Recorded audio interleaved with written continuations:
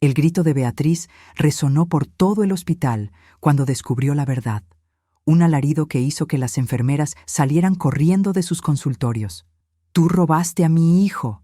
¡Tú me quitaste 20 años de su vida!». Sus manos temblaban mientras sostenía aquellos documentos médicos que lo confirmaban todo. Nuestros bebés habían sido intercambiados el mismo día que nacieron, hace 2 décadas. Y yo, Margarita, de 43 años, me quedé paralizada frente a ella, sintiendo cómo el piso desaparecía bajo mis pies, porque la mujer que gritaba con ese dolor desgarrador no era una desconocida. Era quien yo había considerado mi mejor amiga durante más de 25 años. ¿Desde dónde nos estás viendo? Déjanos tu ciudad en los comentarios, dale like y suscríbete al canal. Pero debo contarles cómo llegamos hasta aquí, porque esta historia comenzó mucho antes de ese grito que partió mi vida en 2. Todo empezó en 2004, cuando Beatriz y yo éramos inseparables. Vivíamos en el mismo edificio de Coyoacán. Compartíamos todo: las tardes de café, los secretos, los sueños más íntimos de nuestros corazones. Ella era como mi hermana, la única familia que yo había escogido después de perder a mis padres en un accidente cuando tenía 23 años.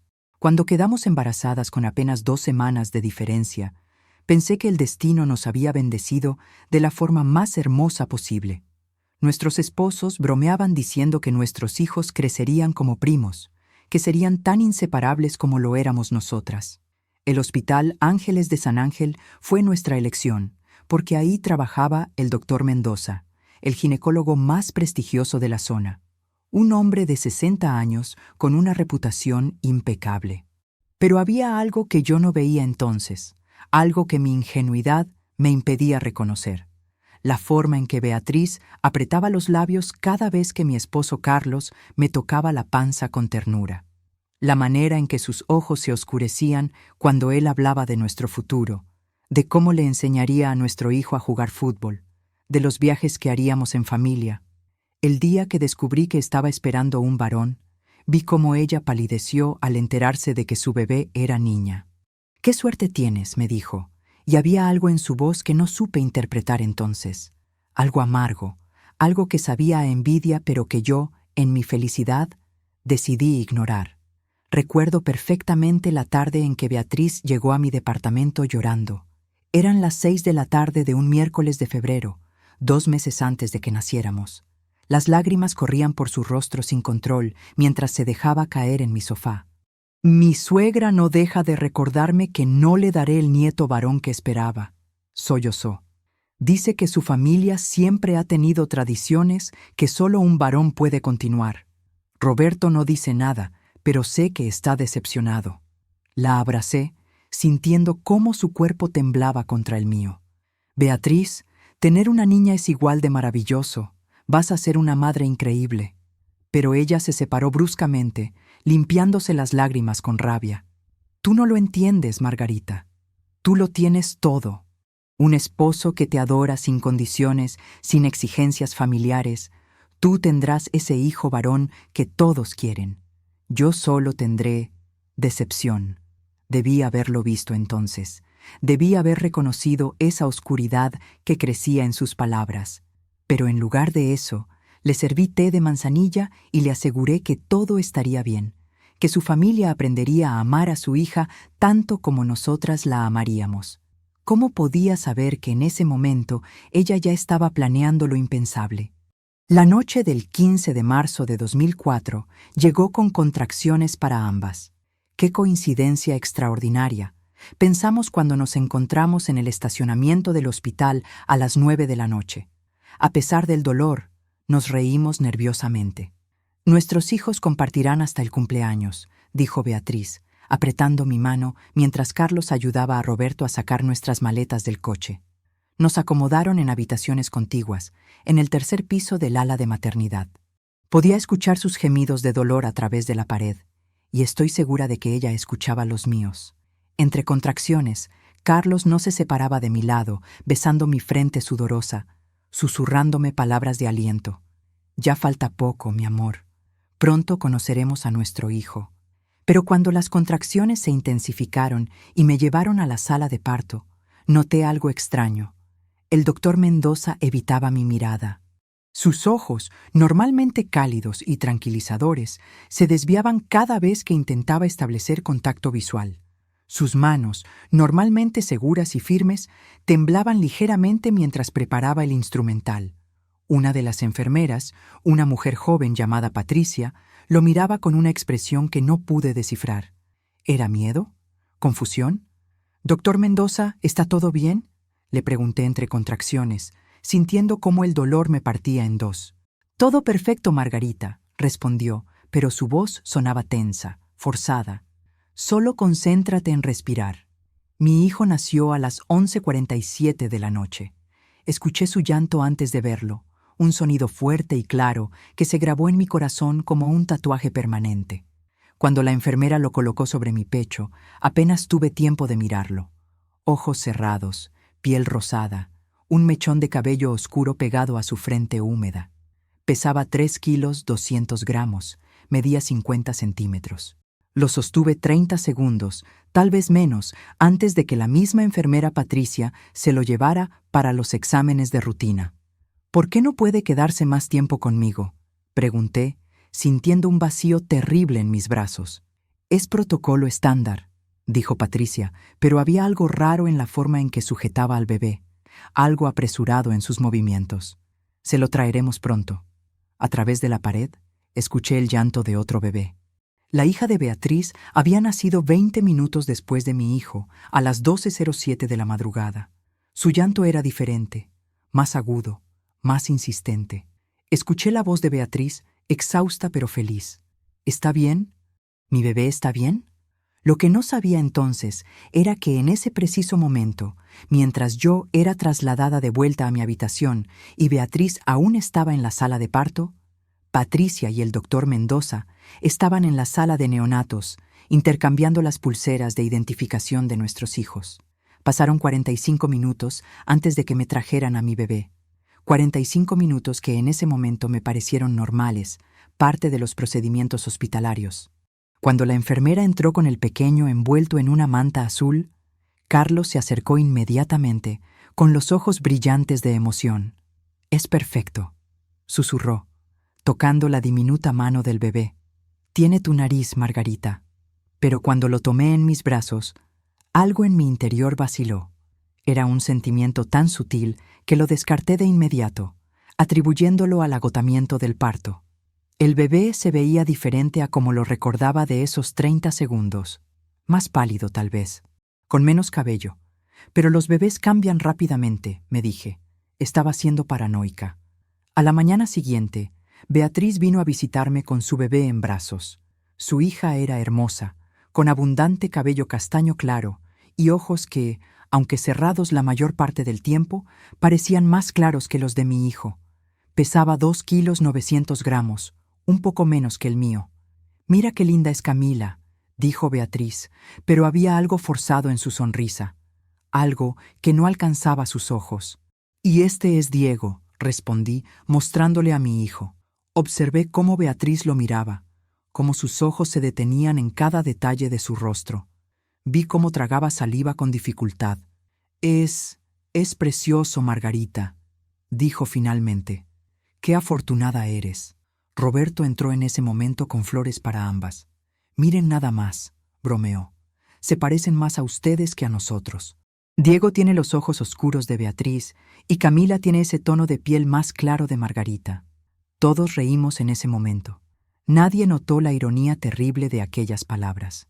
Nadie vio cómo Beatriz apretaba a Camila contra su pecho, como si tuviera miedo de que alguien se la arrebatara. Nadie notó cómo el doctor Mendoza pasaba rápidamente frente a nuestra habitación sin asomarse, cuando normalmente venía a revisar a sus pacientes después del parto. 3 días después, nos dieron de alta a ambas el mismo día. Nos tomamos una foto en la entrada del hospital. Beatriz y yo, cada una con nuestro bebé en brazos, sonriendo a la cámara. Esa fotografía todavía la tengo guardada en una caja en mi closet. A veces la miro y me pregunto si en ese momento, en algún rincón de nuestras mentes, ya sabíamos la verdad. ¿Cómo no lo supimos? ¿Cómo pudimos vivir 20 años en la mentira más cruel? Los meses siguientes fueron un torbellino de pañales, noches sin dormir y felicidad agotadora. Diego era un bebé tranquilo, casi demasiado tranquilo. Dormía largas horas, rara vez lloraba, se conformaba con facilidad.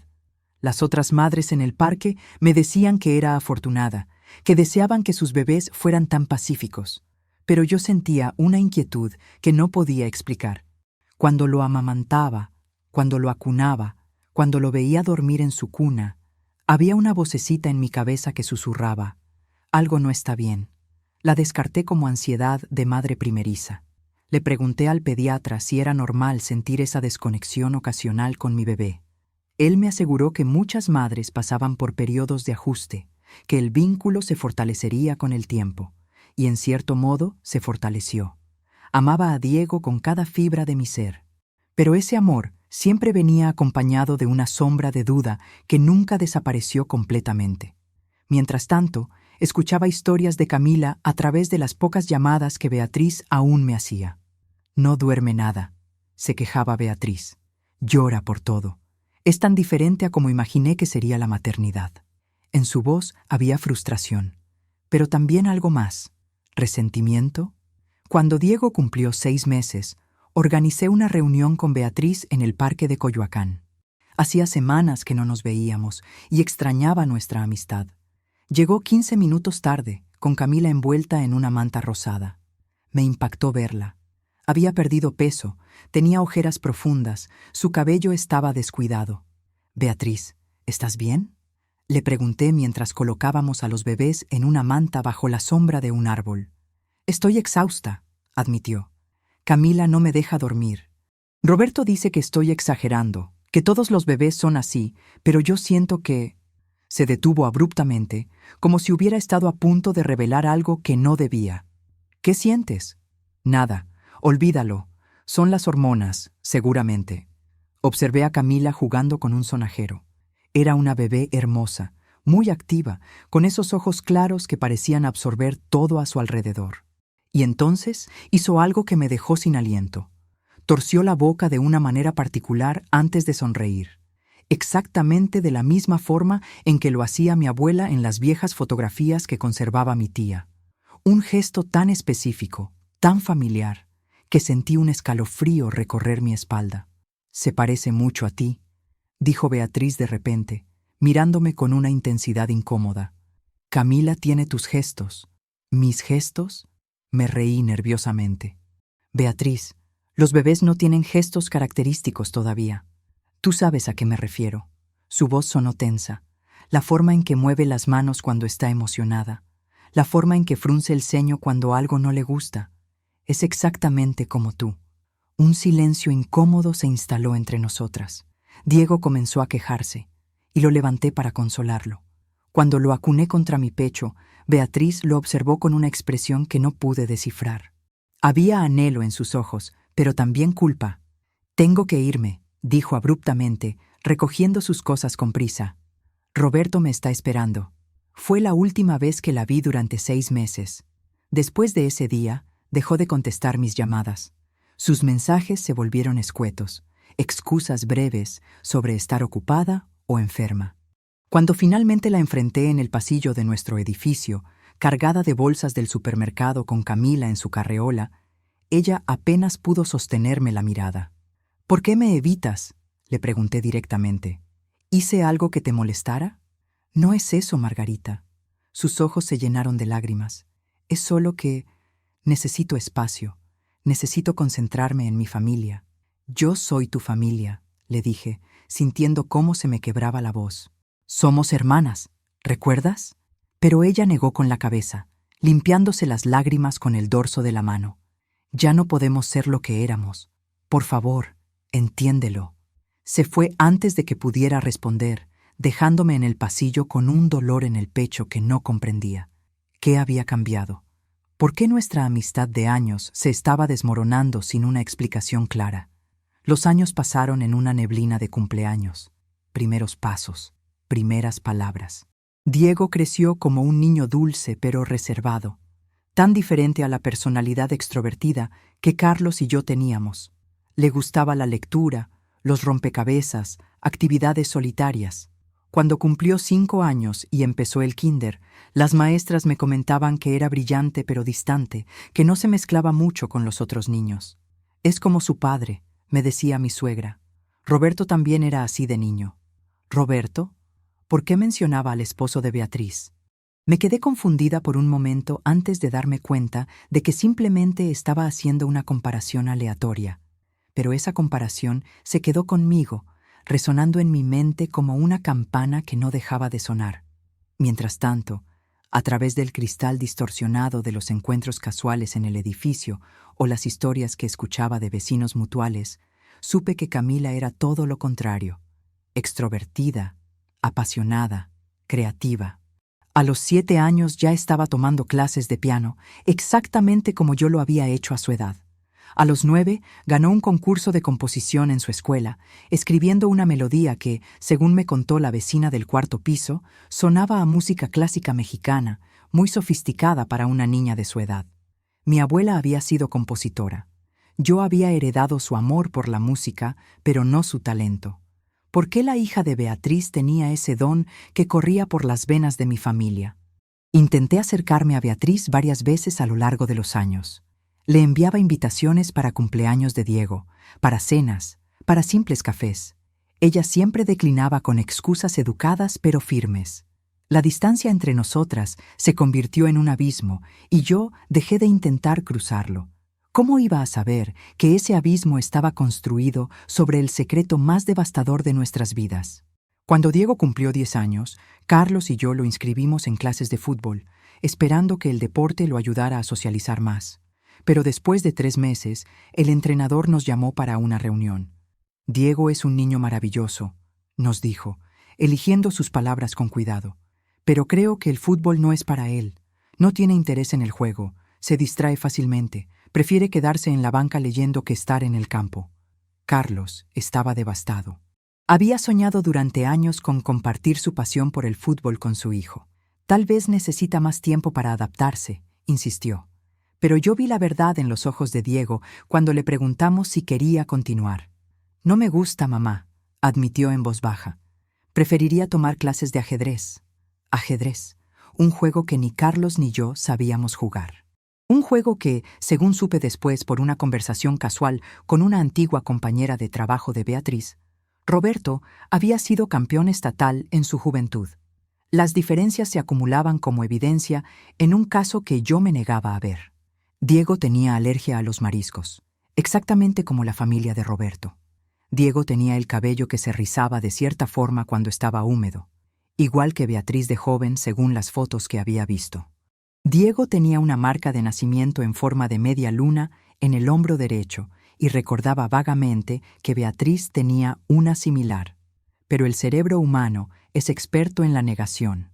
En lugar de confrontar estas señales, las archivaba en un rincón de mi mente, junto con todas las otras dudas que me había negado a explorar durante años.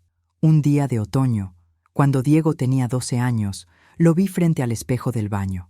Estaba estudiando su reflejo con una intensidad que me perturbó. «¿Qué haces, cariño?», le pregunté desde la puerta. Se sobresaltó, como si lo hubiera atrapado haciendo algo prohibido. «Nada, mamá, solo... ¿Alguna vez te has preguntado por qué no me parezco a ti ni a papá?». Mi corazón se detuvo. Los hijos no siempre se parecen a sus padres. Puedes haberte parecido a un abuelo o a algún tío lejano. Pero es que no me parezco a nadie de la familia. He visto todas las fotos, y tampoco soy como ustedes. No me gusta lo que les gusta. No pienso como ustedes piensan». Su voz se quebró ligeramente. «A veces siento que estoy en la familia equivocada». Me acerqué y lo abracé, sintiendo cómo mi hijo de 12 años se ponía rígido en mis brazos. «Eres exactamente donde debes estar. Eres mi hijo y te amo exactamente como eres». Pero esa noche, mientras Carlos dormía a mi lado, me quedé despierta mirando el techo.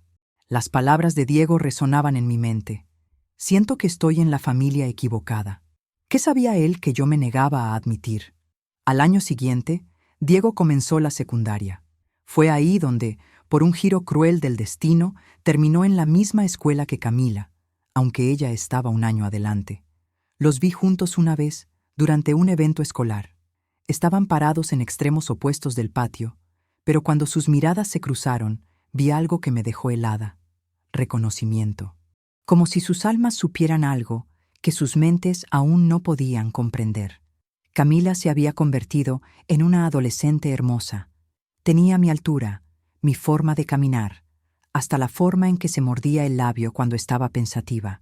Cuando la escuché reír desde lejos, el sonido era idéntico a las grabaciones de mi voz de cuando tenía su edad, grabaciones que mi tía me había dado años atrás. Beatriz también estaba ahí ese día, parada del otro lado del patio. Nuestras miradas se encontraron por primera vez en años. Vi cómo palidecía, cómo sus manos se apretaban en puños. Vi culpa en sus ojos, un océano de culpa que amenazaba con ahogarla. Y en ese momento tuve la certeza absoluta de que ella sabía algo, algo terrible que ambas habíamos estado evitando durante 13 años. Pero en lugar de acercarme, en lugar de exigir respuestas, di media vuelta y me fui. Porque algunas verdades son tan devastadoras que nuestro cerebro hará cualquier cosa para evitarlas, incluso cuando están gritando frente a nosotros. ¿Cuántas señales más necesitaba antes de permitirme ver la verdad? Los años de preparatoria de Diego pasaron en una rutina incómoda. Él se volvió más distante, más encerrado en su propio mundo. Sus calificaciones eran excelentes, especialmente en matemáticas y física, materias en las que Carlos y yo siempre habíamos sido mediocres. Ingresó al club de ajedrez de la escuela y rápidamente se convirtió en el mejor jugador. Sus maestros decían que tenía una mente brillante, analítica, metódica. No sé de dónde sacó ese cerebro, bromeaba Carlos con orgullo, sin darse cuenta de la ironía cruel de sus palabras. Definitivamente no fue de nosotros. Mientras tanto, a través de las redes sociales que finalmente me atreví a revisar, veía crecer a Camila. Publicaba videos tocando el piano, composiciones originales que me hacían llorar sin entender por qué. Compartía fotos de excursiones con su familia, y en cada imagen podía ver rastros de mi propia niñez. La forma en que se paraba, la forma en que sonreía, incluso los gustos que expresaba en sus publicaciones. Le encantaba la música clásica mexicana, especialmente las composiciones de mi abuela que yo le había compartido a Beatriz años atrás. ¿Beatriz le habría hablado de esas composiciones? ¿O Camila simplemente había heredado ese amor de forma natural? Cuando Diego cumplió 18 años, decidió estudiar ingeniería en la UNAM. Carlos organizó una fiesta de graduación en un restaurante de Polanco, invitando a toda la familia. Diego toleró el evento con su habitual cortesía distante, sonriendo educadamente mientras los tíos le daban consejos que claramente no le interesaban. «Parece que está en otro planeta», comentó mi cuñada. «Siempre ha sido así, tan diferente al resto de la familia. Es solo su personalidad», defendí automáticamente, aunque por dentro sentía ese familiar peso de la duda. Fue durante ese año cuando empecé a tener sueños recurrentes. Soñaba con el hospital, con la noche del parto. Soñaba con la enfermera Patricia llevándose a mi bebé, pero en el sueño yo podía ver lo que pasaba después. La veía en la sala de neonatos, intercambiando las pulseras bajo la mirada del doctor Mendoza. Me despertaba empapada en sudor, con el corazón latiendo tan fuerte que pensaba que se saldría de mi pecho. «Son solo sueños», me decía Carlos cuando le contaba. «Ansiedad por el nido vacío. Diego está creciendo, es natural que te sientas así». Pero yo sabía que era algo más. Mi subconsciente estaba tratando de decirme algo que mi mente consciente se negaba a aceptar. Un día, mientras limpiaba el estudio, encontré una vieja caja con fotos de cuando Diego era bebé. Las extendí sobre el escritorio, estudiándolas con una intensidad casi obsesiva. Ahí estaba yo en el hospital, sosteniendo a un bebé recién nacido. Luego otra foto, tomada 2 días después, y el bebé se veía diferente. Ligeramente diferente, pero diferente al fin. Saqué mi lupa, esa que usaba para leer letra pequeña, y examiné cada detalle: la forma de las orejas, el patrón del cabello, la proporción de la cara, y entonces lo vi. No era el mismo bebé. Las manos me temblaron tanto que casi tiro la lupa. «No», susurré para mí misma. «No, esto no puede ser real. Estoy volviéndome paranoica. Guardé las fotos rápidamente, como si quemarme. Durante semanas intenté olvidar lo que había visto. Pero la semilla de la duda se había plantado firmemente y cada día crecía más y más. Comencé a investigar sobre intercambios de bebés en hospitales. Leí artículos sobre casos documentados, sobre errores médicos, sobre situaciones donde las familias habían vivido años sin saber la verdad. Cada artículo era como un cuchillo en mi corazón, porque veía reflejada en esas historias la posibilidad terrible de mi propia realidad. Una noche, después de que Carlos se durmiera, tomé mi laptop y busqué el nombre del doctor Mendoza. Descubrí que se había retirado hace 10 años, que ahora vivía en Querétaro. Encontré artículos viejos sobre él, entrevistas donde hablaba de su larga carrera en obstetricia. En una entrevista de 2005, un año después de nuestros partos, lo notaba visiblemente incómodo, sudoroso, respondiendo preguntas de forma evasiva. Luego encontré algo más. Un artículo breve en un periódico local de 2004 sobre una enfermera del Hospital Ángeles que había sido despedida abruptamente por violaciones al protocolo. El artículo no daba nombres, pero mencionaba que había trabajado en el ala de maternidad. ¿Sería Patricia? Mi corazón latía tan fuerte que podía escucharlo en mis oídos. Todas las piezas estaban ahí, esperando a ser ensambladas. Pero ensamblarlas significaría destruir mi mundo, destruir la vida de Diego, destruir todo lo que había conocido durante 20 años. ¿Tenía el valor para buscar la verdad? Durante 3 meses viví en un limbo tortuoso. Cada mañana me despertaba decidida a olvidar mis sospechas, a aceptar mi vida tal como era. Pero cada noche la duda regresaba más fuerte, más insistente, como una ola que poco a poco erosionaba mi cordura. Diego cumplió 20 años en marzo. Organizamos una cena íntima, solo nosotros 3. Lo observé durante toda la noche. La forma en que cortaba su comida, la forma en que evitaba mi mirada cuando le hacía preguntas sobre su vida, la forma en que parecía estar simplemente tolerando nuestra compañía en lugar de disfrutarla. «Diego», le dije cuando Carlos fue a la cocina por el pastel, «¿eres feliz?». Me miró sorprendido. «¿Qué tipo de pregunta es esa, mamá?». «Una pregunta honesta. ¿Eres feliz con nosotros? ¿Te sientes parte de esta familia?». Vi cómo tragaba saliva, cómo sus ojos se desviaban hacia la ventana. «Los quiero», dijo finalmente. «Pero si te soy sincero, siempre he sentido que no encajo, como si fuera un invitado permanente, en lugar de un verdadero miembro de la familia». Sus palabras me destrozaron, pero también me dieron claridad. Él también sentía esa desconexión. No era solo mi paranoia. 2 semanas después, Diego necesitó una cirugía menor. Tenía un quiste en la muñeca que le causaba dolor. Nada grave, pero los médicos recomendaron removerlo. Como parte de los exámenes preoperatorios, le hicieron análisis de sangre completos. El día que fui a recoger los resultados, el médico me pidió que me sentara en su consultorio. Su expresión era seria, preocupada. «Señora Margarita, necesito hablar con usted sobre algo delicado». Mi corazón comenzó a latir más rápido.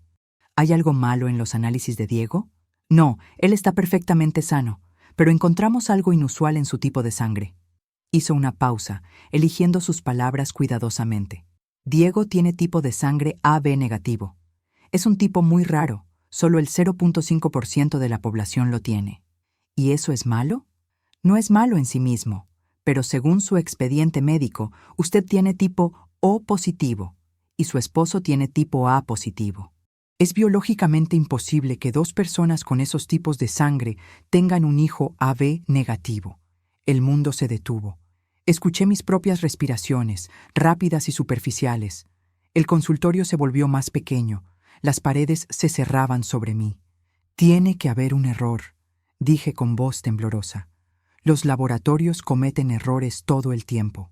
Por eso repetimos el examen 2 veces, con muestras diferentes. Los resultados son consistentes». El doctor se inclinó hacia adelante, su rostro lleno de compasión. «Señora Margarita, entiendo que esto es difícil de procesar. En estos casos generalmente significa que hay...». «No», lo interrumpí bruscamente. «No diga lo que está pensando. Yo sé la verdad de mi matrimonio. Diego es hijo de Carlos. Tiene que haber otra explicación. El doctor asintió lentamente. Hay una explicación alternativa, aunque es extremadamente rara. A veces, en casos muy excepcionales, puede haber confusión de bebés en hospitales, errores humanos, fallas en los protocolos de identificación.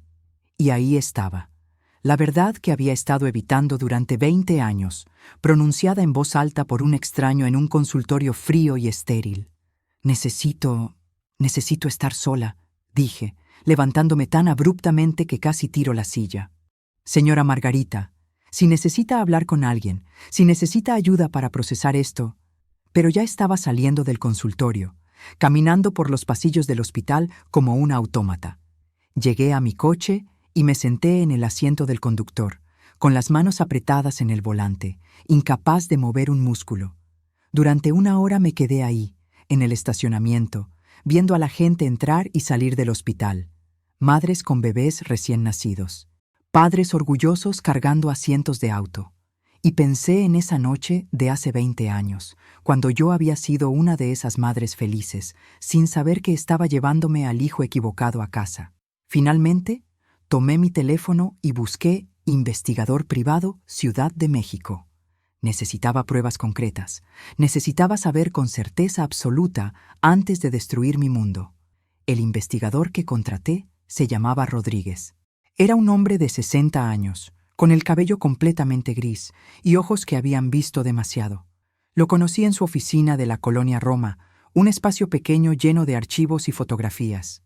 Necesito que investigue algo, le dije, con la voz más firme de lo que me sentía, sobre el Hospital Ángeles de San Ángel, específicamente sobre la noche del 15 de marzo de 2004.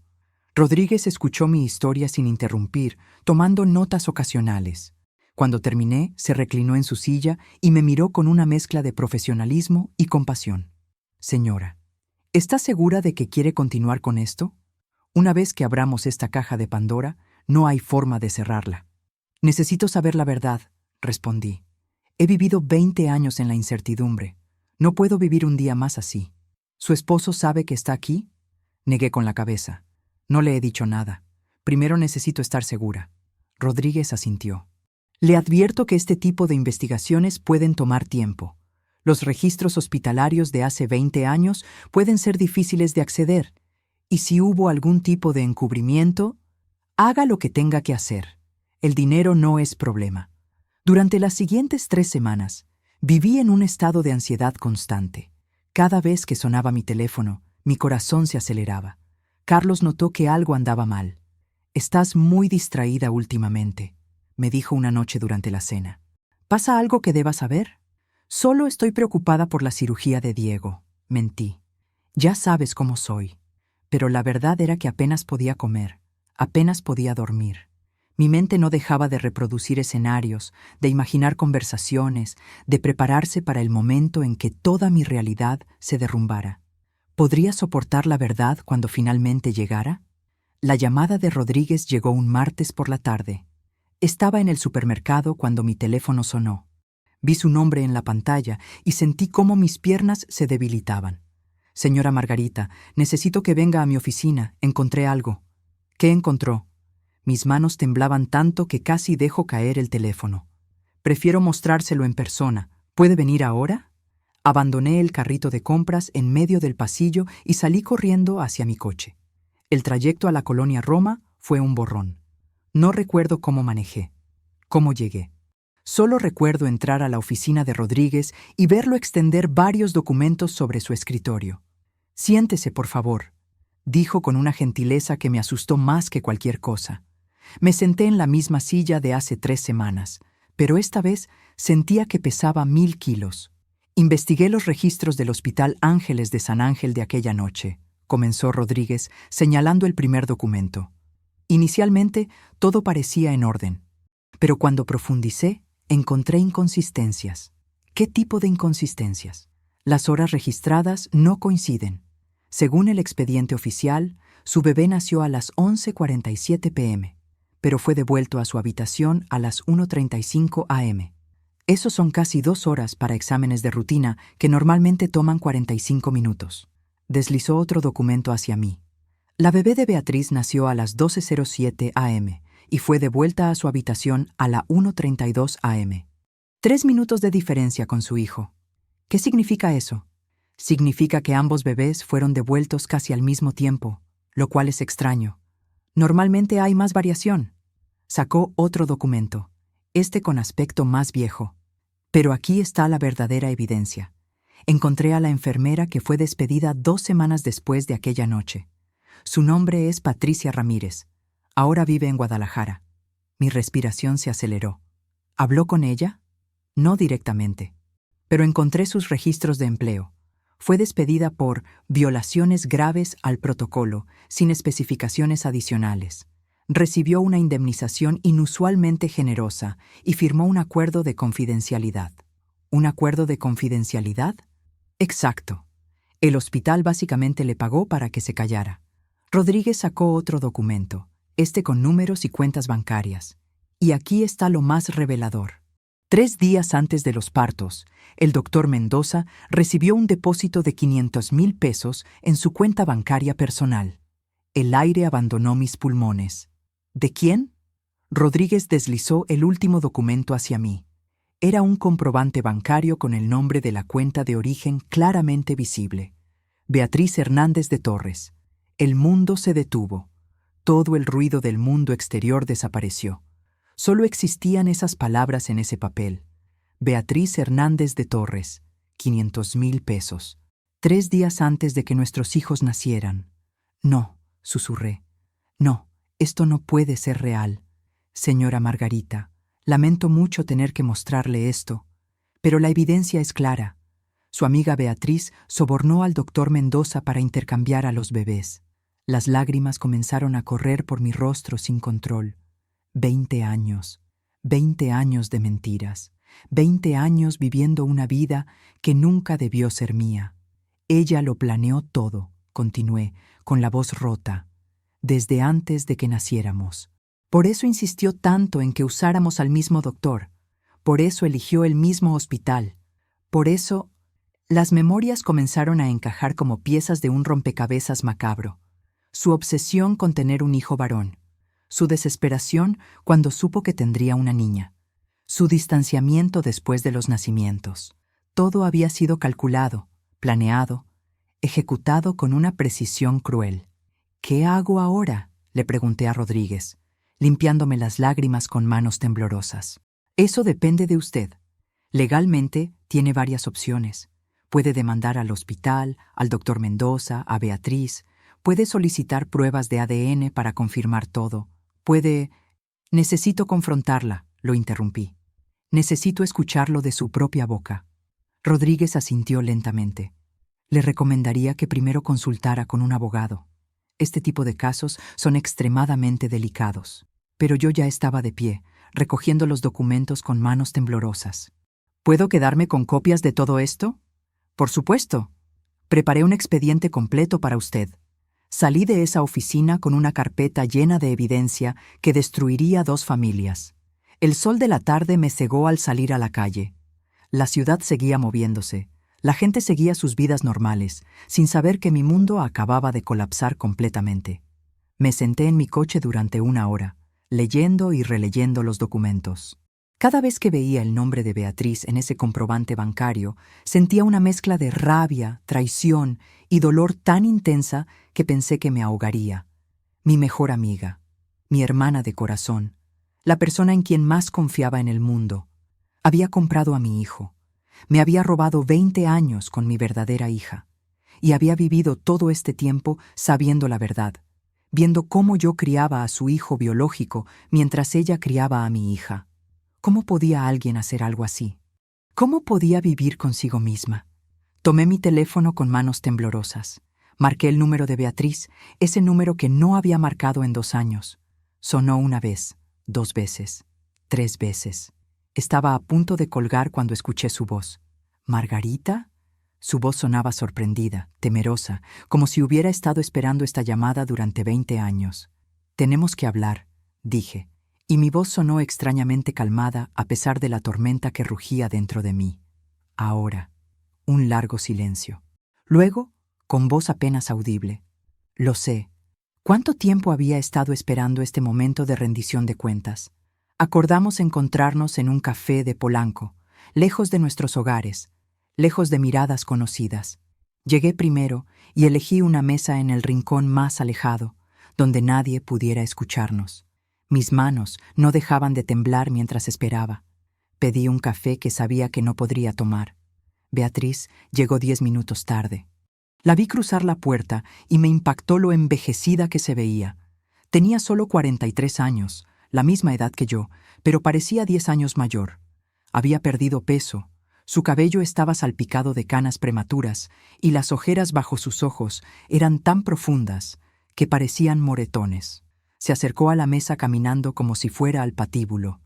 No me saludó, no intentó abrazarme como solíamos hacer. Simplemente se sentó frente a mí, con los ojos fijos en la mesa. Saqué la carpeta de documentos y la coloqué entre nosotras. Vi cómo sus ojos se posaban en ella, cómo sus manos se apretaban en puños sobre su regazo. Antes de que digas nada, hablé primero, con una voz que sonaba extrañamente calmada. Necesito que sepas que lo sé todo. Tengo las pruebas, los registros del hospital, el comprobante bancario del soborno, todo. Beatriz cerró los ojos. Una lágrima rodó por su mejilla, luego otra. ¿Cuánto tiempo llevas sabiendo?, preguntó con voz quebrada. Hace 3 semanas me confirmaron las sospechas, pero en el fondo creo que siempre lo supe. Siempre sentí que algo no estaba bien. Abrió los ojos y me miró directamente por primera vez. Lo que vi en esa mirada me destrozó.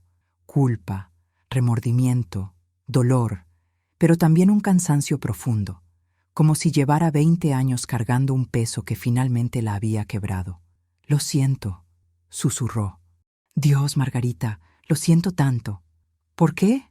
Mi voz se quebró finalmente. ¿Por qué lo hiciste? ¿Cómo pudiste hacerme algo así? Las lágrimas corrían libremente por su rostro ahora. Se limpió la cara con manos temblorosas antes de hablar. Porque tú lo tenías todo, Margarita. Un esposo que te adoraba incondicionalmente, que te miraba como si fueras su mundo entero. Una familia política que te aceptaba con los brazos abiertos. Libertad económica, apoyo emocional. Y encima de todo eso, ibas a tener el hijo varón que todo el mundo quiere. ¿Y tú? Yo tenía un matrimonio que se estaba cayendo a pedazos. Roberto y yo peleábamos constantemente. Su familia nunca me aceptó. Siempre me hicieron sentir que no era suficiente, que venía de un origen humilde, que no estaba a su altura. Y cuando supieron que estaba esperando una niña, su voz se quebró. La decepción en sus rostros fue devastadora. La suegra literalmente me dijo que había fallado en mi única responsabilidad, darles el heredero varón. Eso no justifica lo que hiciste. Lo sé, Dios, lo sé, pero en ese momento estaba desesperada, obsesionada. Cada vez que te veía con Carlos, cada vez que él te tocaba la panza con esa ternura, cada vez que hablaba de su hijo con tanto orgullo, yo sentía que algo se rompía dentro de mí. ¿Por qué tú merecías toda esa felicidad y yo no? ¿Por qué el destino te había dado todo lo que yo necesitaba? Abrí la carpeta y saqué el comprobante bancario. 500,000 pesos, 3 días antes de que naciéramos. ¿Cuándo planeaste todo esto? Beatriz tragó saliva con dificultad. Desde el momento en que supe que tendrías un niño y yo una niña. Al principio era solo una fantasía oscura, algo que imaginaba en mis momentos más desesperados, pero luego comenzó a consumirme. No podía dormir, no podía comer. Todo lo que pensaba era en cómo podría cambiar mi destino. ¿Y el doctor Mendoza? Era mi ginecólogo desde antes de quedar embarazada. Sabía que tenía problemas financieros. Su esposa estaba enferma. Los tratamientos eran costosos. Le ofrecí el dinero y él, al principio, se negó. Dijo que era una locura, que era imposible. Pero yo seguí insistiendo, seguí aumentando la cantidad, y eventualmente su desesperación superó su ética. Me recosté en la silla, sintiendo náuseas. ¿Cómo lo hicieron? ¿Cómo planearon cada detalle? Fue relativamente simple, en retrospectiva. Nos aseguramos de que naciéramos en turnos consecutivos. La enfermera Patricia, que también estaba involucrada, intercambió las pulseras de identificación en la sala de neonatos. Les tomó menos de 2 minutos. Luego los devolvieron a nuestras habitaciones, como si nada hubiera pasado. ¿Y Patricia? El hospital la despidió cuando alguien notó irregularidades en los registros. Mendoza la hizo firmar un acuerdo de confidencialidad y le dio una buena indemnización con parte del dinero que yo le había pagado. Se mudó a Guadalajara y nunca volvimos a saber de ella. Un silencio pesado cayó entre nosotras. La gente en el café seguía con sus conversaciones, riéndose, viviendo sus vidas normales, mientras nosotras estábamos sentadas en ese rincón, destrozando las nuestras. ¿Valió la pena?, pregunté finalmente. ¿Conseguiste lo que querías? Beatriz soltó una risa amarga, rota. ¿Qué si valió la pena? Margarita, ha sido un infierno viviente. Cada día durante 20 años he cargado con esta culpa. Cada vez que veía a Diego, reconocía los gestos de Roberto, la sonrisa de mi familia. Cada vez que miraba a Camila, veía pedazos de ti en ella y me mataba saber que le había robado a su verdadera madre. ¿Por qué te distanciaste entonces? ¿Por qué dejaste de hablarme? Porque no podía soportarlo. No podía soportar verte criar a mi hijo mientras yo criaba a tu hija. No podía soportar la culpa cada vez que nuestras miradas se cruzaban. Cada conversación contigo era un recordatorio de lo que había hecho, de la traición imperdonable que había cometido. ¿Sabía Roberto? ¿Sabía lo que hiciste? Negó con la cabeza violentamente. Nunca. Nadie lo supo excepto Mendoza, Patricia y yo. Roberto cree que Diego es nuestro hijo biológico. Cuando lo tuvo en brazos por primera vez, su rostro se iluminó de una forma que nunca había visto. Finalmente, tenía lo que su familia exigía, un heredero varón. ¿Y te sentiste bien engañándolo también a él? Me sentí como una monstruo. Me sigo sintiendo como una monstruo. Las lágrimas fluían sin control ahora. Pero era demasiado tarde para retroceder. Ya habían pasado días, semanas, meses. ¿Cómo iba a confesar algo así? ¿Cómo iba a destruir todo? Así que seguí viviendo la mentira, día tras día, año tras año, sintiendo cómo me consumía por dentro. La miré, realmente la miré, y vi a una mujer quebrada por el peso de sus propias decisiones. Parte de mí quería gritarle, abofetearla, hacerle sentir una fracción del dolor que yo sentía, pero otra parte, una parte más pequeña pero persistente, sentía lástima, porque Beatriz había construido su propia prisión y había estado encerrada en ella durante 20 años. Tenemos que contarles la verdad a Diego y Camila, dije finalmente. Tienen derecho a saber quiénes son realmente. Beatriz palideció aún más. ¿Ahora? ¿Después de 20 años? Sí, ahora, porque ya perdimos 20 años. No voy a perder un día más. Va a destruir sus mundos, Margarita. Van a odiarnos a ambas, probablemente, pero la verdad, por dolorosa que sea, es mejor que seguir viviendo una mentira. Beatriz cerró los ojos, asintiendo lentamente. Tienes razón. Llevas razón. He esperado este momento durante 20 años. Parte de mí se siente aliviada de que finalmente haya llegado. Haremos las pruebas de ADN, continué. Oficiales, legales. Y luego les contaremos todo a nuestros hijos, juntas. ¿Juntas? Me miró sorprendida. Causaste este desastre, Beatriz. Vas a estar ahí cuando lo arreglemos, o al menos cuando intentemos arreglarlo. Asintió, limpiándose las lágrimas. ¿Me odias? La pregunta quedó suspendida en el aire. ¿La odiaba? Parte de mí sí, pero otra parte, la parte que recordaba nuestra amistad de 25 años, la parte que la había amado como a una hermana, solo sentía un dolor profundo y una pérdida devastadora. Te odio por lo que hiciste, respondí honestamente, pero también lloro por la amiga que perdí, por la hermana que elegí y que resultó ser capaz de la traición más terrible. Así que sí, te odio. Pero también estoy destrozada por nosotras, por lo que éramos y por lo que nunca volveremos a ser. ¿Podría existir algún tipo de redención después de una traición tan absoluta? Los siguientes días fueron una pesadilla burocrática. Rodríguez nos ayudó a coordinar las pruebas de ADN a través de un laboratorio certificado que podría proporcionar resultados legalmente válidos. Beatriz y yo tuvimos que firmar una montaña de documentos, dar declaraciones separadas, proporcionar muestras de sangre. Mientras tanto, tuve que enfrentar la parte más difícil, decirle a Carlos. Una noche, después de que Diego se fue a dormir, le pedí que se sentara conmigo en la sala. Podía ver la preocupación en sus ojos. «¿Qué pasa, Margarita? Me estás asustando». Le mostré los documentos, uno por uno. Vi cómo su rostro pasaba por todas las etapas del shock. Negación, confusión, rabia, dolor. Cuando terminé de explicar todo, se quedó sentado en silencio durante lo que pareció una eternidad. 20 años, dijo finalmente, con voz hueca. Hemos criado al hijo de otra persona durante 20 años, y en algún lugar, Beatriz ha estado criando a nuestra verdadera hija. ¿Cómo pudiste investigar todo esto sin decirme? Me miró con una mezcla de dolor y traición. Necesitaba estar segura primero.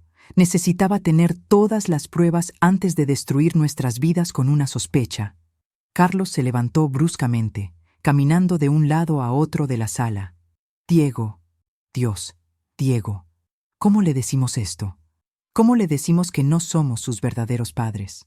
Somos sus verdaderos padres, dije firmemente.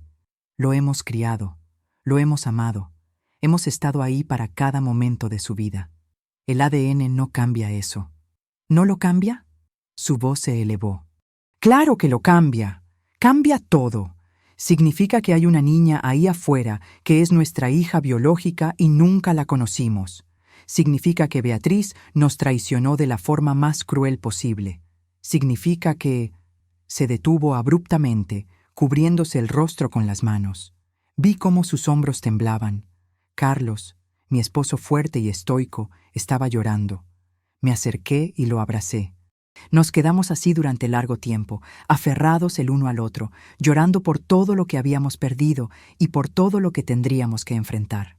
«Vamos a superar esto», susurré contra su pecho.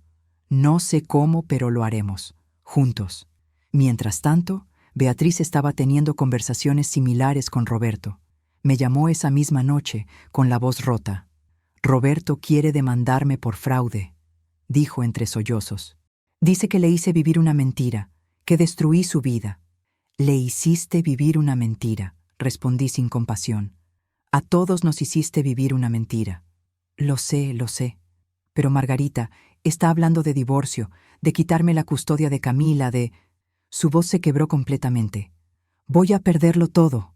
Parte de mí quería decirle que se lo merecía, pero pensé en Camila, en cómo esta revelación la afectaría, y supe que necesitábamos mantener algo de estabilidad. «Dile a Roberto que tenemos que pensar en los niños primero», le dije. «Ellos son las verdaderas víctimas aquí. Podemos destruirnos entre nosotros después, pero primero debemos asegurarnos de que Diego y Camila estén bien». El laboratorio programó las pruebas de ADN para el siguiente jueves. Beatriz y yo tendríamos que llevar a Diego y Camila al hospital sin decirles la verdad completa aún. Les dijimos que era para unos exámenes médicos rutinarios, que había habido algunas irregularidades en registros del hospital y necesitaban verificar información. Diego aceptó sin hacer muchas preguntas, siempre confiado. Pero cuando vi la expresión en el rostro de Camila mientras Beatriz le explicaba, noté escepticismo en sus ojos. Era inteligente, perceptiva. Sabía que algo más grande estaba sucediendo. La noche antes de las pruebas, no pude dormir. Me quedé despierta mirando el techo, pensando en cómo cambiaría todo al día siguiente. Una vez que tuviéramos la confirmación de ADN, no habría vuelta atrás. Tendríamos que enfrentar la verdad y todas sus consecuencias devastadoras. Me levanté y fui al cuarto de Diego. Estaba dormido, con su rostro relajado, pacífico. Lo observé durante largo tiempo, memorizando cada detalle. 20 años de recuerdos pasaron por mi mente. Su primer paso, su primera palabra, su primer día de escuela, cada cumpleaños, cada Navidad, cada momento que habíamos compartido. «Te amo», susurré en la oscuridad. «Pase lo que pase mañana, quiero que sepas que siempre te amaré como a mi hijo». Aunque nunca escucharía esas palabras, necesitaba decirlas.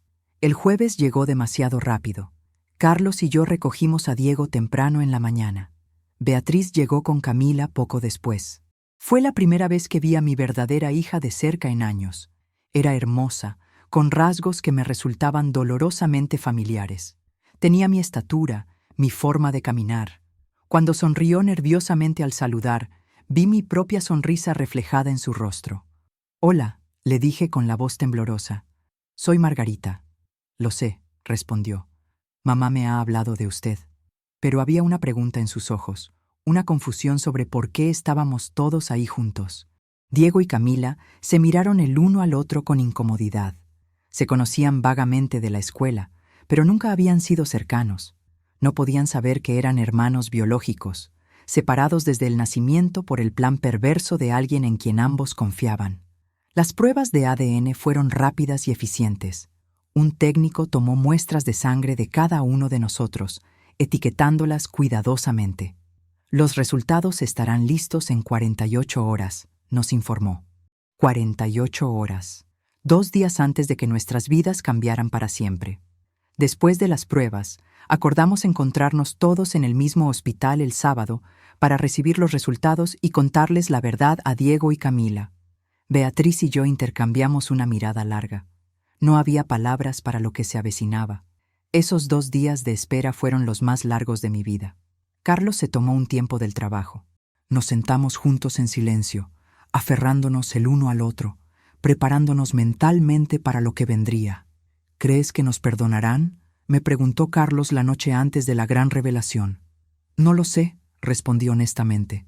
«Pero tenemos que intentarlo. Tenemos que intentar explicar, pedir perdón y luego dejarlos procesar todo a su manera». El sábado por la mañana me desperté con un nudo en el estómago. Me puse mi mejor vestido, me maquillé cuidadosamente, intentando parecer fuerte, aunque por dentro estaba hecha pedazos. Carlos me tomó de la mano mientras conducíamos al hospital. «Pase lo que pase hoy», me dijo. «Recuerda que te amo y que juntos enfrentaremos lo que venga». Beatriz ya estaba ahí cuando llegamos, sentada en la sala de espera con Roberto. Se veían demacrados, derrotados. Camila estaba a su lado, mirando su teléfono, ajena a la bomba que estaba a punto de explotar su vida. Diego llegó poco después, confundido sobre por qué todos estábamos ahí nuevamente.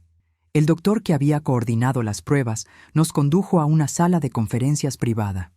Todos nos sentamos alrededor de una mesa grande. Beatriz, Roberto y Camila de un lado, Carlos, Diego y yo del otro.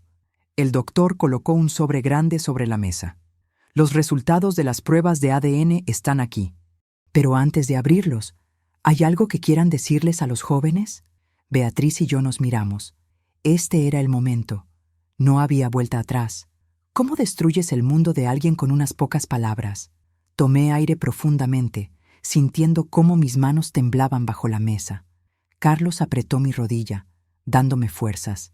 Miré a Diego, luego a Camila, y sentí que mi corazón se rompía antes de siquiera pronunciar una palabra. «Diego, Camila», comencé, con la voz apenas audible. «Lo que vamos a decirles cambiará sus vidas para siempre. Necesitamos que entiendan que los amamos, que siempre los hemos amado, y que nada de esto es su culpa». Diego se enderezó en su silla, la confusión clara en su rostro. «Mamá, me estás asustando. ¿Qué está pasando?». Beatriz intervino, con lágrimas ya corriendo por sus mejillas. «Hace 20 años, cuando ustedes dos nacieron, algo terrible sucedió. Algo que yo causé». Camila dejó su teléfono sobre la mesa, mirando a su madre con ojos cada vez más grandes. «¿Qué hiciste?». «Los bebés fueron intercambiados», dije, soltándolo de golpe porque no había forma suave de decir algo así. La noche en que nacieron, en el Hospital Ángeles de San Ángel, Beatriz sobornó al doctor Mendoza para que intercambiara a los bebés. «Diego, tú eres el hijo biológico de Beatriz y Roberto». «Camila, tú eres nuestra hija biológica, mía y de Carlos». El silencio que siguió fue ensordecedor. Vi cómo el color abandonaba el rostro de Diego. Vi cómo Camila negaba con la cabeza una y otra vez, como si pudiera borrar mis palabras con ese gesto. «No», susurró Diego. «Eso no puede ser verdad. Eso es una locura». «Es la verdad», dijo Carlos con voz temblorosa. «Los análisis de sangre de tu cirugía lo revelaron. y ahora tenemos las pruebas de ADN para confirmarlo. El doctor tomó el sobre y lo abrió lentamente. Sacó varios documentos, mostrándolos a todos en la mesa. Los resultados son concluyentes. Diego comparte ADN con Beatriz y Roberto. Camila comparte ADN con Margarita y Carlos. Diego se levantó tan abruptamente que su silla cayó hacia atrás con un estruendo. «¡No! ¡Esto es una mentira! ¡Ustedes son mis padres! ¡Ustedes me criaron!». Su voz se elevaba con cada palabra, quebrándose con emoción. «Diego, por favor». Intenté acercarme a él, pero retrocedió como si mi toque fuera veneno. «No me toques. No tienes derecho a tocarme». Sus ojos, llenos de lágrimas y rabia, me atravesaron como cuchillos. «¿Cómo pudiste mantenerme esto en secreto? ¿Cuánto tiempo lo has sabido?». 3 semanas, admití, con lágrimas corriendo por mi rostro. «Pero Diego, escúchame». «No quiero escucharte. No quiero escuchar nada de lo que tengas que decir». Mientras tanto, Camila se había quedado completamente quieta, mirando fijamente a Beatriz. Cuando habló, su voz era fría, controlada, lo cual era de alguna manera más devastador que los gritos de Diego. «¿Planeaste esto?», le preguntó a Beatriz. «¿Desde antes de que naciéramos?». Beatriz sollozaba abiertamente ahora. «Camila, yo estaba desesperada. La presión de dar un heredero varón, las expectativas de la familia. ¿Entonces me vendiste?». La voz de Camila se quebró finalmente. «¿Me cambiaste por el bebé que querías? ¿Cómo el que cambia un auto viejo por uno nuevo?». «No, no fue así. Yo te amo, Camila. Siempre te he amado». «Me robaste mi vida», gritó Camila, levantándose también. «Me robaste a mi verdadera familia. 20 años, mamá. 20 años de mentiras». Se volvió hacia mí con los ojos llenos de dolor. «¿Y usted? Usted era mi madre todo este tiempo y nunca lo supe». No supe qué decir. ¿Qué palabras podrían sanar semejante herida? Roberto, que había permanecido en silencio hasta ese momento, finalmente habló. Su voz era dura, llena de una rabia contenida. «Beatriz, ¿cómo pudiste hacerme esto a mí también? ¿Hacernos vivir una mentira durante 2 décadas? Roberto, por favor». «¡No!». Roberto golpeó la mesa con el puño. «Destruiste todo. Nuestra familia, nuestra confianza, todo. ¿Y por qué? ¿Por tu orgullo? ¿Por complacer a mi madre?». Diego se volvió hacia Beatriz y Roberto con una expresión de traición absoluta. «¿Entonces ustedes son mis verdaderos padres?». Beatriz asintió entre sollozos. «Biológicamente sí, pero Diego, yo nunca quisiste ¿qué? ¿Robarme? ¿Separarme de mi verdadera familia?». Diego se giró en círculos, como si buscara una salida de esa pesadilla. «Toda mi vida he sentido que no encajaba, que algo estaba mal. Y tenía razón. Tenía razón todo el tiempo». «Diego, por favor siéntate y hablemos», supliqué, extendiendo una mano hacia él. «No hay nada de qué hablar. Mi vida entera ha sido una mentira». Se dirigió hacia la puerta. «¿A dónde vas?», gritó Carlos. «No lo sé, lejos de todos ustedes». La puerta se cerró con un golpe detrás de él. Carlos se levantó para seguirlo, pero el doctor lo detuvo. «Denle espacio. Necesita procesar esto». Camila también se dirigió hacia la puerta, pero más lentamente. Antes de salir, se volvió hacia mí. «Necesito tiempo», dijo con la voz quebrada. No sé qué necesito, pero no puedo estar aquí ahora». «Camila, espera». Beatriz intentó acercarse, pero Camila la esquivó. «No me toques. No sé si alguna vez podré dejarte tocarme de nuevo». Y así, en cuestión de minutos, 2 décadas de amor, mentiras y familia se desmoronaron por completo. Me quedé sentada en esa sala de conferencias, mirando la puerta por donde habían salido los 2 jóvenes que debieron crecer como mis hijos, pero a quienes apenas conocía. Carlos lloraba a mi lado. Roberto fulminaba a Beatriz con la mirada. Y Beatriz se había desmoronado completamente, con el rostro entre las manos, sollozando sin control. El doctor nos dejó solos eventualmente, murmurando algo sobre darnos privacidad. Nos quedamos en ese silencio devastador, cada uno procesando la magnitud de lo que acababa de suceder. «¿Y ahora qué?», preguntó finalmente Roberto, con voz hueca. Nadie tenía respuesta. ¿Cómo reconstruyes una vida después de que todo lo que conocías se revela como una mentira? Pasaron 3 días en un limbo tortuoso. Diego no contestaba mis llamadas ni las de Carlos. Había vuelto a su departamento de estudiante cerca de la universidad y se negaba a vernos. Camila tampoco quería hablar con Beatriz. Se había quedado en casa de una amiga. Carlos y yo intentamos darle espacio a Diego, pero cada hora que pasaba sin saber de él nos destrozaba un poco más. La casa se sentía vacía, como si todo el aire hubiera sido succionado. Nos sentábamos en silencio en la sala, sin saber qué decir, qué hacer. Beatriz me llamaba constantemente, desesperada. Camila no me habla. Roberto está durmiendo en el hotel. Todo se está cayendo a pedazos, Margarita. ¿Qué esperabas? Le respondí con amargura. Destruiste 2 familias con tu egoísmo. Esto es apenas el comienzo de las consecuencias. Pero a pesar de mi rabia hacia Beatriz, sabía que teníamos que encontrar una solución. Los niños necesitaban respuestas, necesitaban apoyo, necesitaban algo de estabilidad en medio de este caos. Contraté a un terapeuta familiar especializado en situaciones de trauma.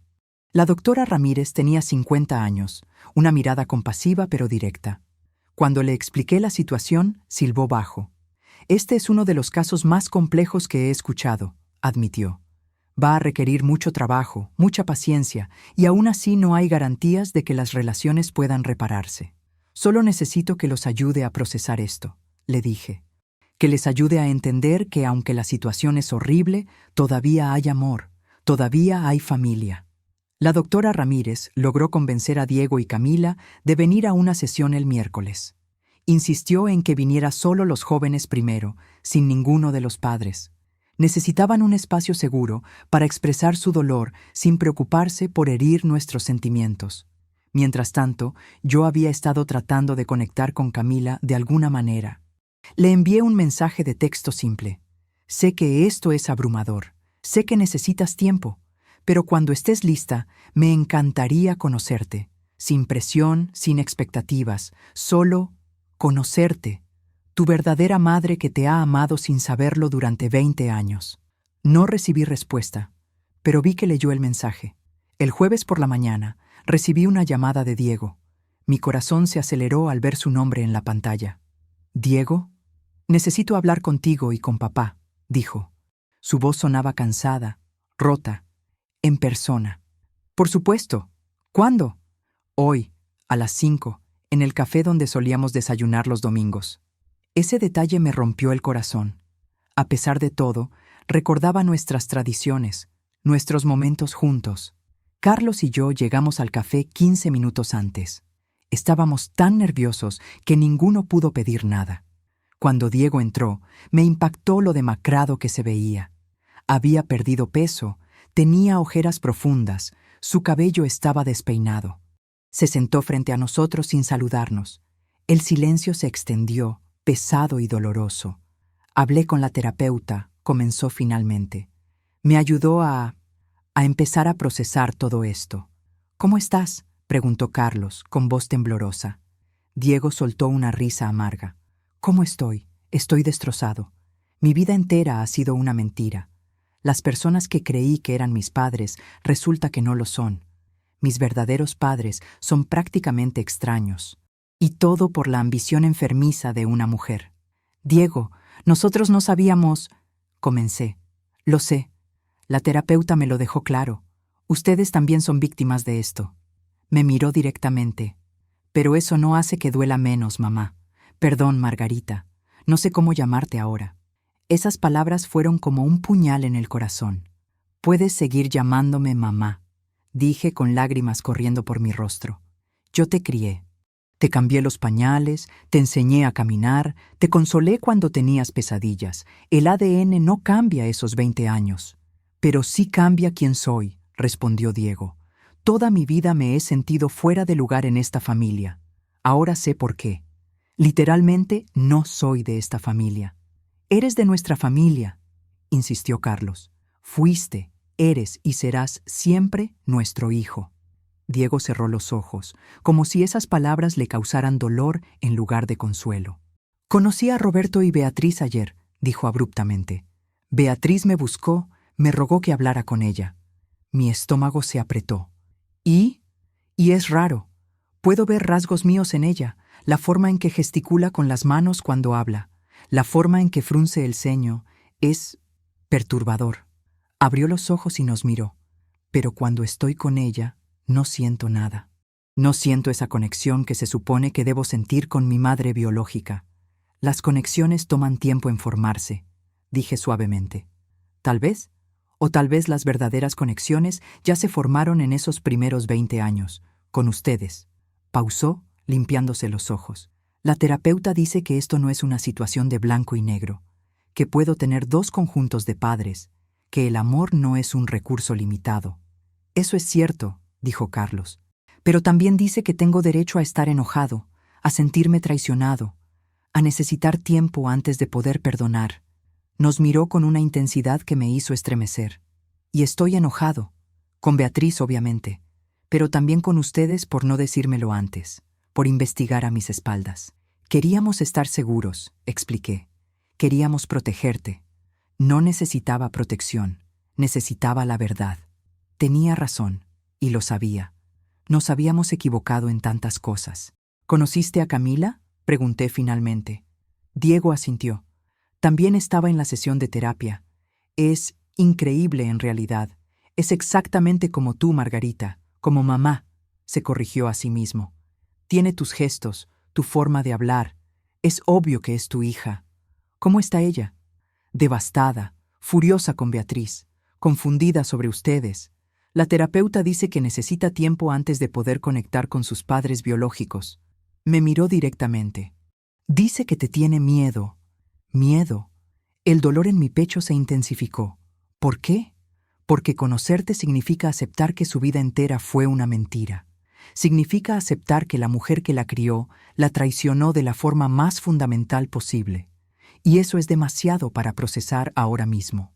Asentí, aunque cada palabra era una herida nueva. Mi verdadera hija estaba ahí afuera, sufriendo, y ni siquiera podía consolarla. ¿Qué vas a hacer ahora?, preguntó Carlos. No lo sé, admitió Diego. La terapeuta sugiere que todos necesitamos espacio antes de intentar reconstruir algo, que forzar una relación ahora solo causará más daño. ¿Significa eso que no quieres vernos? La voz de Carlos se quebró. Diego vaciló. Significa que necesito tiempo para averiguar quién soy ahora que sé la verdad. Tiempo para decidir qué tipo de relaciones quiero tener con todos ustedes. Se levantó para irse. Pero quiero que sepan algo. A pesar de todo, a pesar de la mentira, los quiero. Ustedes fueron mis padres cuando más los necesité. Eso tiene que contar para algo. Se fue antes de que pudiéramos responder, dejándonos en ese café con un pequeño rayo de esperanza en medio de toda la oscuridad. ¿Sería suficiente ese amor para sobrevivir a la verdad? Las semanas siguientes fueron un proceso lento y doloroso. Diego aceptó reunirse con nosotros una vez a la semana, siempre en lugares públicos, siempre con límites claros sobre qué temas podíamos discutir. Era como conocer a un extraño que tenía los recuerdos de nuestro hijo. Mientras tanto, Camila finalmente accedió a conocerme.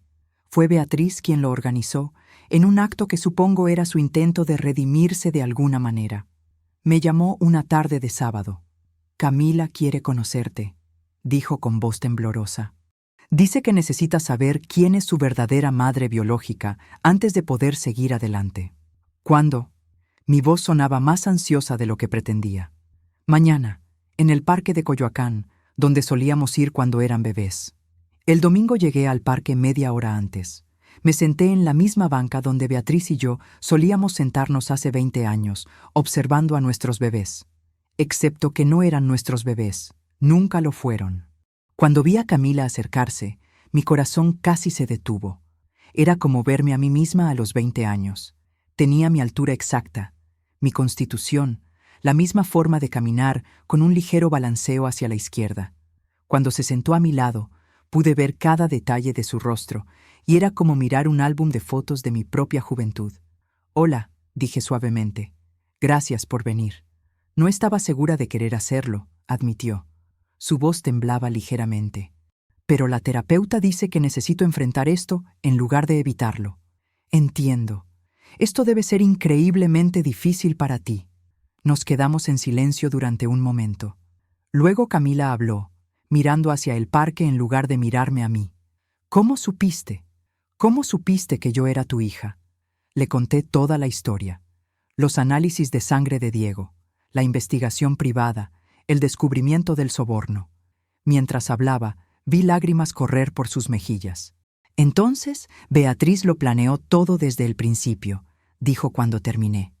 Me cambió como quien cambia un objeto defectuoso en una tienda.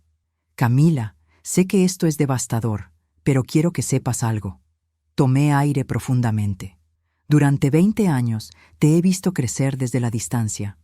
He escuchado historias sobre ti, sobre tu talento musical, sobre tu inteligencia, sobre tu bondad. Y cada vez que escuchaba algo sobre ti, sentía algo en mi corazón que no podía explicar. Ahora sé que era el vínculo madre-hija que nunca pudo romperse completamente, a pesar de todo. Camila finalmente me miró y en sus ojos vi mi mismo dolor reflejado. ¿Alguna vez dudaste? ¿Alguna vez pensaste que Diego no era tu hijo? Siempre, admití honestamente. Desde el primer momento, algo en mí supo que algo no estaba bien, pero lo descarté, lo ignoré, porque la alternativa era demasiado terrible de contemplar. Yo también, susurró. Siempre sentí que no encajaba con Beatriz y Roberto, que había algo fundamental en mí que era diferente de ellos. Se limpió las lágrimas. Pero al mismo tiempo, son las únicas personas que he conocido como padres. ¿Cómo se supone que debo sentirme sobre ti y Carlos? Son extraños que comparten mi ADN. No tienes que sentir nada todavía, le aseguré. No hay un manual para esta situación. Puedes tomarte todo el tiempo que necesites. ¿Y si nunca puedo verte como mi madre? Su voz se quebró. ¿Y si ese vínculo está demasiado roto para repararse? La pregunta me destrozó, pero respondí con honestidad. Entonces aceptaré eso, porque lo más importante para mí es que seas feliz y que te sanes. No necesito que me llames mamá o que me veas como tu madre. Solo necesito saber que estás bien. Camila se volvió completamente hacia mí entonces, estudiando mi rostro. Te pareces mucho a mí, o yo me parezco mucho a ti, supongo. Tienes mi sonrisa, dije suavemente, y la forma en que tuerces la boca cuando estás pensativa. Mi abuela hacía lo mismo. Cuéntame de ella, de mi abuela. Y así, durante las siguientes 2 horas, le conté sobre mi familia, sobre mi abuela compositora, sobre cómo la música corría por nuestras venas, sobre mis padres que murieron cuando yo era joven, sobre las tradiciones, las historias, el legado que debió ser suyo desde el principio. Camila escuchaba con una intensidad que era conmovedora. Hacía preguntas, pedía detalles, como si estuviera tratando de llenar 20 años de vacío en una tarde. Beatriz me habló de las composiciones de tu abuela, dijo en un momento. Me enseñó algunas grabaciones cuando era niña. Nunca me dijo por qué las conocía, pero ahora tiene sentido. Estaba tratando de conectarme con mis verdaderas raíces sin decirme la verdad. ¿Tocas esas composiciones? Asintió. Son mis favoritas. Siempre he sentido una conexión especial con ellas, como si hablaran directamente a mi alma. Se rió amargamente. Supongo que el ADN realmente importa después de todo. Cuando el sol comenzó a ponerse, Camila se levantó para irse. Antes de partir, vaciló un momento, luego me abrazó brevemente. Fue apenas un segundo, pero sentí 20 años de amor materno comprimido en ese abrazo. Gracias por contarme todo, dijo, por ser honesta, por no esperar demasiado de mí demasiado pronto. ¿Podemos vernos de nuevo?, pregunté esperanzada. Sí, respondió. Creo que sí, pero despacio, muy despacio. Era todo lo que podía pedir. Esa noche, le conté a Carlos sobre el encuentro. Lloró cuando le describí el abrazo de Camila. Es nuestra hija, dijo con asombro. Realmente es nuestra hija. Lo es, y algún día tal vez podremos ser una familia de verdad. Mientras tanto, las sesiones de terapia continuaban. Diego estaba conociendo a Beatriz y Roberto en un intento de construir algún tipo de relación con sus padres biológicos. Me contó que era extraño, incómodo, lleno de silencios largos y conversaciones forzadas. Roberto es un buen hombre, me dijo Diego en una de nuestras reuniones semanales, pero cuando me mira, veo culpa en sus ojos. como si fuera un recordatorio viviente de la traición de Beatriz. ¿Y Beatriz? Diego suspiró. Está intentando demasiado. Quiere compensar 20 años en unas pocas semanas. No entiende que no puedes forzar una conexión que nunca existió. ¿Pero quieres tener una relación con ellos? No lo sé todavía. Parte de mí siente curiosidad por conocer mi herencia biológica. Pero otra parte solo quiere volver al tiempo antes de saber la verdad, cuando todo era simple. La vida rara vez es simple, observé.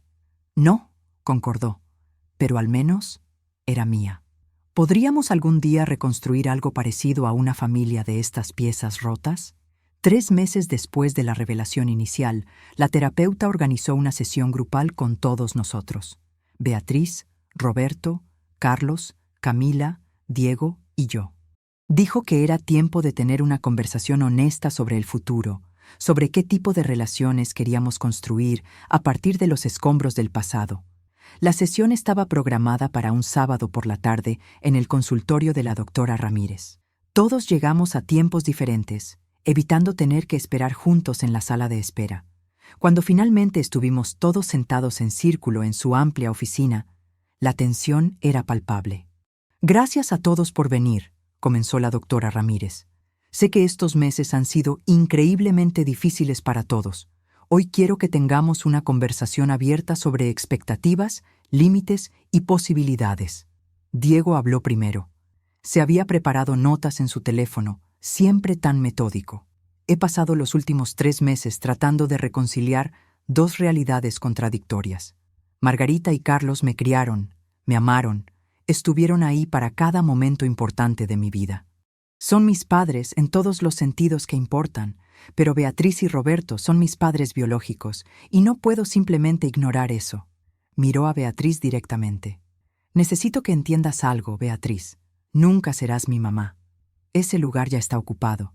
Pero tal vez, con tiempo, podríamos construir algún otro tipo de relación. Como tía y sobrino, tal vez. O simplemente como adultos que comparten ADN y están tratando de conocerse. Beatriz sollozaba en silencio, asintiendo.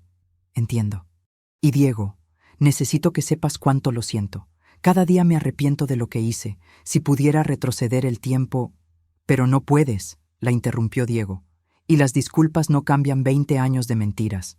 Lo que hiciste fue egoísta, cruel y devastador. Y voy a cargar con las consecuencias de tu decisión por el resto de mi vida. Lo sé, susurró Beatriz. Camila habló entonces, con una voz más fuerte y firme de lo que había escuchado antes. Yo también he estado procesando esto durante 3 meses, y he llegado a algunas conclusiones. Miró a Beatriz. Lo que me hiciste es imperdonable. Me robaste mi identidad, mi herencia, mi familia biológica. Y lo hiciste solo porque querías un hijo varón para impresionar a tu suegra. Camila, por favor. Beatriz extendió una mano, pero Camila la rechazó. No, vas a escucharme. Durante 20 años fui tu hija. Te amé, confié en ti, te conté todos mis secretos. Y todo ese tiempo sabías que me habías robado mi verdadera familia. ¿Cómo dormías por las noches, mamá? ¿Cómo podías mirarme a los ojos? No podía, admitió Beatriz. Por eso me distancié de Margarita. Por eso evitaba que pasaras tiempo con Diego. Porque cada vez que los veía juntos, veía lo que había destruido. Entonces sabías, dijo Camila con amargura. Sabías que estaba mal y lo hiciste de todas formas. Roberto intervino entonces, su voz cargada de emoción. Camila, necesito que sepas que yo no sabía nada de esto. Si lo hubiera sabido, nunca lo habría permitido, y cuando me enteré, sentí que mi mundo se derrumbaba. Lo sé, papá, respondió Camila, y fue la primera vez que escuché ternura en su voz durante toda la sesión. Tú también fuiste engañado. Fuiste víctima de esto tanto como Diego, Margarita y Carlos. Se volvió hacia mí entonces. Durante estos 3 meses, Camila y yo habíamos estado viéndonos semanalmente. Nuestras conversaciones eran cautelosas, exploratorias, pero lentamente estábamos construyendo algo. No era la relación madre-hija que habíamos perdido, pero era un comienzo. Margarita, dijo, y mi corazón se encogió al escuchar mi nombre en lugar de mamá. Quiero conocerte. Quiero aprender sobre mi familia biológica, sobre mi herencia, sobre quién debí ser si las cosas hubieran sido diferentes. Pero necesito que entiendas que esto va a tomar tiempo. Mucho tiempo. Lo entiendo, respondí, con lágrimas en los ojos. Y estoy dispuesta a esperar todo el tiempo que necesites. ¿Y Carlos? Camila se volvió hacia mi esposo, quien había estado silencioso durante toda la sesión. Sé que esto también es difícil para ti. Perdiste 20 años con tu hija biológica. No espero que me veas como tu hija todavía. Pero gracias por ser paciente, por darme espacio para procesar todo esto. Carlos se limpió los ojos. Eres mi hija, Camila. Lo supiera o no durante 20 años, siempre has sido mi hija. Y si me das la oportunidad, me encantaría conocerte, aprender quién eres, ser parte de tu vida de la manera que tú me permitas. La doctora Ramírez tomó la palabra entonces. Esto es un progreso enorme. Todos han expresado sus sentimientos con honestidad y vulnerabilidad. Ahora necesitamos hablar sobre lo práctico. ¿Cómo quieren proceder? ¿Qué tipo de estructura quieren para sus relaciones? Lo que siguió fue una conversación larga y a veces dolorosa. Diego estableció que quería continuar viviendo con nosotros como su familia principal, pero que estaba dispuesto a conocer a Beatriz y Roberto en encuentros ocasionales, siempre que no se sintiera presionado. Camila dijo que por ahora continuaría viviendo con Beatriz, a pesar de la traición, porque era lo que conocía, pero que quería pasar tiempo conmigo y con Carlos regularmente, construyendo lentamente una relación. ¿Y qué pasa con nosotras?, preguntó Beatriz de repente, mirándome. Margarita, éramos como hermanas antes de todo esto. ¿Hay alguna posibilidad de que algún día podamos...? No, la interrumpí firmemente. Nunca volveremos a ser lo que éramos, Beatriz. Destruiste esa amistad el día que decidiste comprar a mi hijo. Pero por el bien de Diego y Camila, puedo ser civil. Puedo estar en la misma habitación que tú sin gritar. Eso es lo mejor que puedo ofrecer. Beatriz asintió, derrotada. Es más de lo que merezco. Roberto habló entonces mirando a Carlos. ¿Y nosotros? ¿Los padres que criaron al hijo del otro? Carlos consideró la pregunta. No sé, Roberto. Esto es increíblemente complicado, pero creo que por Diego y Camila deberíamos intentar tener algún tipo de relación funcional. Para las ocasiones importantes, para cuando necesiten tenernos a todos ahí. Estoy de acuerdo, respondió Roberto. Y quiero que sepas que lamento profundamente lo que Beatriz hizo. Si hubiera sabido... Lo sé. Tú también eres una víctima en todo esto. La sesión duró 3 horas. Al final, todos estábamos exhaustos, pero también, de alguna manera, más ligeros. Habíamos puesto todo sobre la mesa, habíamos expresado nuestros dolores y nuestras esperanzas. Cuando salimos del consultorio, Camila me detuvo en el pasillo. ¿Puedo darte un abrazo?, preguntó tímidamente. La abracé fuertemente, inhalando su aroma, memorizando la sensación de tener a mi hija en mis brazos. «Te amo», susurré. «Siempre te he amado, incluso sin saberlo». «Lo sé», respondió, «y creo que algún día podré decir lo mismo». Era un comienzo, pequeño, frágil, pero un comienzo al fin. Esa noche, mientras Carlos y yo estábamos acostados en la cama, me dijo, «Vamos a estar bien, ¿verdad?» «Eventualmente», respondí. «No hoy, ni mañana, ni el próximo mes.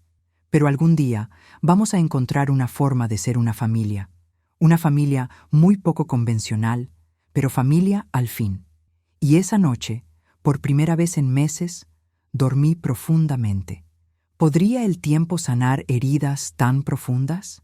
Han pasado 6 meses desde aquel grito en el hospital que partió mi vida en 2. 6 meses de terapia, lágrimas, conversaciones difíciles y pequeños momentos de esperanza. Diego viene a cenar a casa todos los domingos. Es nuestra nueva tradición.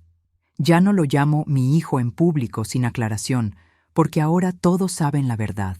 Pero en privado, cuando lo abrazo, cuando cocino su comida favorita, cuando escucho sus problemas de la universidad, es mi hijo en todos los sentidos que importan.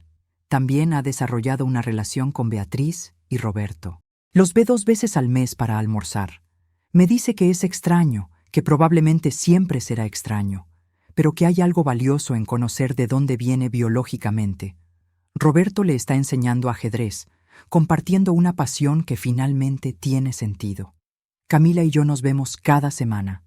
Vamos a conciertos juntas, ella me enseña a tocar piano, yo le cuento historias de mi abuela. La semana pasada me llamó mamá por primera vez y luego inmediatamente se corrigió a Margarita. Pero vi el potencial ahí, la posibilidad de que algún día ese mamá se quede. Todavía vive con Beatriz. Su relación está dañada, probablemente lo estará para siempre, pero están trabajando en ello. Camila me dice que necesita tiempo para perdonar, si es que algún día puede hacerlo. Pero también entiende que Beatriz la crió, la amó a su manera, y eso tiene que contar para algo. Carlos ha estado increíble durante todo esto. Cuando me despierto en las noches, llorando por los 20 años perdidos, está ahí para consolarme. Cuando dudo de si algún día tendremos una verdadera familia, me recuerda todos los pequeños progresos que hemos hecho. El mes pasado celebramos el cumpleaños de Diego y Camila juntos, ya que nacieron con apenas 20 minutos de diferencia. Fue una cena incómoda con todos presentes. Beatriz, Roberto, Carlos, yo, Diego, Camila, e incluso algunos abuelos y tíos que querían conocer finalmente a sus verdaderos nietos y sobrinos. En un momento de la noche, Diego y Camila se quedaron solos en el balcón, hablando. Los observé desde la ventana y vi algo hermoso. 2 jóvenes que habían sido robados de sus familias biológicas, formando su propio vínculo único. No exactamente hermanos, pero tampoco extraños. Algo nuevo. Algo que no tenía nombre, pero que era real. Beatriz se acercó a mí durante esa fiesta. «Gracias», dijo en voz baja, «por no destruirme completamente, por permitir que Diego me conozca». La miré. Esta mujer que había sido mi mejor amiga y luego mi peor enemiga. «No lo hago por ti», respondí. «Lo hago por Diego. Él merece conocer todas las partes de sí mismo, incluso las que vienen de ti. Lo sé, y algún día espero poder compensarte». «No puedes», la interrumpí. «No hay forma de compensar 20 años robados, pero puedes dejar de intentarlo y simplemente enfocarte en ser la mejor versión de ti misma de ahora en adelante». Asintió, alejándose en silencio. Roberto se acercó después, ofreciéndome una copa de vino. «Es surreal, ¿verdad?», dijo. «Estar aquí todos juntos, intentando fingir que esto es normal». «No es normal», respondí. «Probablemente nunca lo será. Pero es nuestra realidad y tenemos que encontrar una forma de vivir con ella». «Diego es un buen chico», dijo Roberto. «Tú y Carlos hicieron un excelente trabajo criándolo». «Gracias. Camila es increíble también. Es talentosa, inteligente, bondadosa. Tiene tus genes», observó con una sonrisa triste. «Mis genes no tuvieron nada que ver con eso. La verdad es que todos estamos aprendiendo a navegar esta nueva realidad. No hay manual para esto, no hay guía que nos diga cómo ser una familia dividida y reconstituida de esta manera tan extraña». Hace 2 semanas, Camila tocó una composición original en un recital. Me invitó a mí y a Carlos, y también a Beatriz y Roberto. Cuando terminó de tocar, todos nos pusimos de pie para aplaudir. Vi lágrimas en los ojos de Beatriz y por primera vez sentí algo parecido a la compasión por ella. Porque ella también perdió 20 años, solo que con la hija que debió ser suya. Después del recital, Camila vino a nuestro lado. «¿Qué les pareció?», preguntó. «Fue hermoso», dijo Carlos con orgullo. «Absolutamente hermoso». «Tenías razón sobre las composiciones de la abuela», me dijo Camila. «Sentí su espíritu mientras tocaba. Sentí que estaba conectada con algo más grande que yo misma». «Eso es porque eres parte de un legado», le dije. «Un legado de mujeres fuertes y talentosas que encontraron su voz a través de la música». «Me gustaría aprender más sobre ese legado», respondió. «Si estás dispuesta a enseñarme, nada me haría más feliz». Esa noche, de regreso a casa, Carlos me tomó de la mano. «Vamos a estar bien», dijo. «No hoy ni mañana, pero eventualmente. Vamos a construir algo nuevo de todo esto». «¿Tú crees?», pregunté. «Lo sé, porque somos sobrevivientes, Margarita. Sobrevivimos la peor traición imaginable, y aún estamos aquí, luchando, amando, viviendo». Tiene razón. He pasado estos 6 meses oscilando entre la rabia, el dolor y pequeños momentos de esperanza. Pero cada día es un poco más fácil. Cada día, la herida duele un poco menos. La semana pasada, Diego me preguntó algo que me tomó por sorpresa. ¿Alguna vez desearías no haber descubierto la verdad? ¿Desearías haber seguido viviendo en la ignorancia?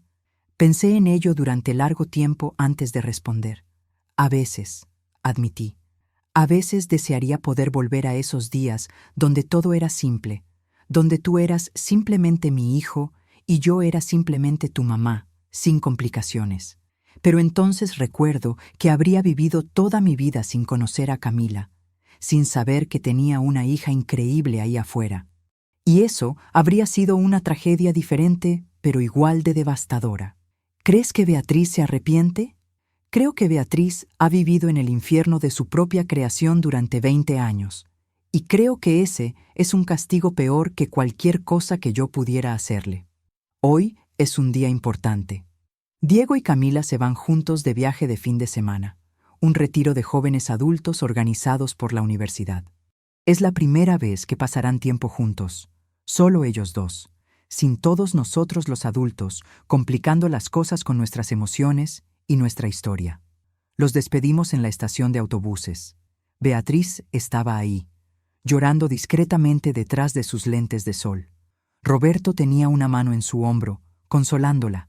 Carlos y yo estábamos juntos, abrazados, viendo a nuestros 2 hijos, biológicos o no, prepararse para partir.